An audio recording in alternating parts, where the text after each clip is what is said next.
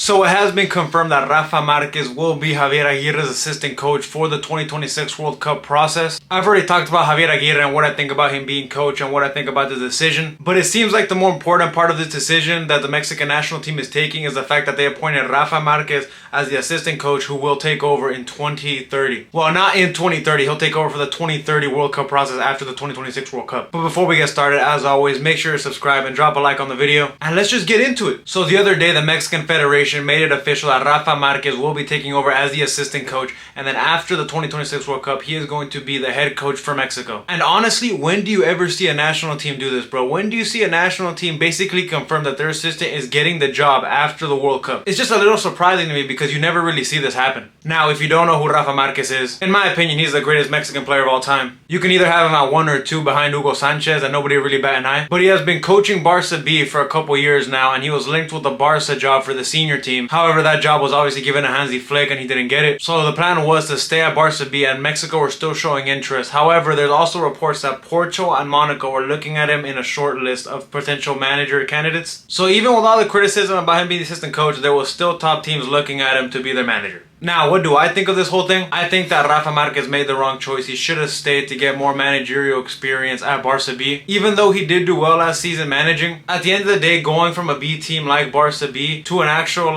competent head coach of a national team, it's a big step. It's a very big step. Because for Barca B, you're not expected to win. It doesn't matter if you get promoted. You can never get promoted to La Liga, so it doesn't matter. It's about developing the players. But for Mexico, it's about winning. And obviously, there's some focus on developing the Mexican players, but it's not as big of a focus as it is at Barca B. And according to recent reports, I'll get onto that later in another video, it looks like Mexico will be pausing their developing of players because they're going to be calling up some players that were left out of the squad by Jimmy Lozano. But anyway, this is the Mexican national team job, bro. The media, the fans, everybody is absolutely critical of every single thing that you're going to do, Rafa. Even as an assistant coach, he's going to get blamed for every loss. He's going to have the blame put on him if we play badly. At the end of the day, he's a big name on the bench, bro. He's going to get criticized even if he's not the man in charge. I just don't get why he fast-tracked this if the Mexico job was always going to be available to him. People were already talking about having Rafa Marquez as the head coach, somewhere in the future, and I just don't get the point of taking this job so fast when the experience is not really there. Especially the fact that he's not taking over as the head coach until after the 2026 World Cup. That's still time to get more managerial experience as the main man. That being said though, I don't think Portugal and Monaco are giving him any sort of job if they know that his intention is to just leave after the 2026 World Cup. But I still think Rafa Marquez needed to just get a little bit more experience. As for the Mexican Federation, bro, they use Jimmy Lozano as a scapegoat 100%. Jimmy Lozano and Rafa Marquez basically have the same amount of coaching experience. They pick Rafa because of his name, basically, because he's one of the Mexican all-time greats. I think that they think that with Rafa Marquez, the feeling is going to be more positive. And it makes sense. I hate to be that guy and use that word, but who has more aura, Jimmy Lozano or Rafa Marquez? Come on. They know the players are going to respect him because it's Rafa fucking Marquez. However, as for Jimmy Lozano, I think that the way things went down, I have a problem with the way he was sacked. Mexico didn't have the balls to do it, bro. They didn't have the balls to just say, you know what, we don't need you in this process, you're fired. They basically made it so that he stepped down himself and they forced him to. They made him step down from the national team, man. And that is sad because it looked like they were going to actually back his process according to them. I get the thought process of hiring Rafa Marquez as the assistant coach and having him be behind Javier Aguirre. You get an experienced manager who's already gone through World Cup processes, has already coached at World Cups, and he gets to mold Rafa Marquez into the ideal Mexican coach. Trust me, it makes sense on paper. It makes sense. But how can you do this when you've already sold us on a whole other World Cup process with Jimmy Lozano about how he's going to play young players,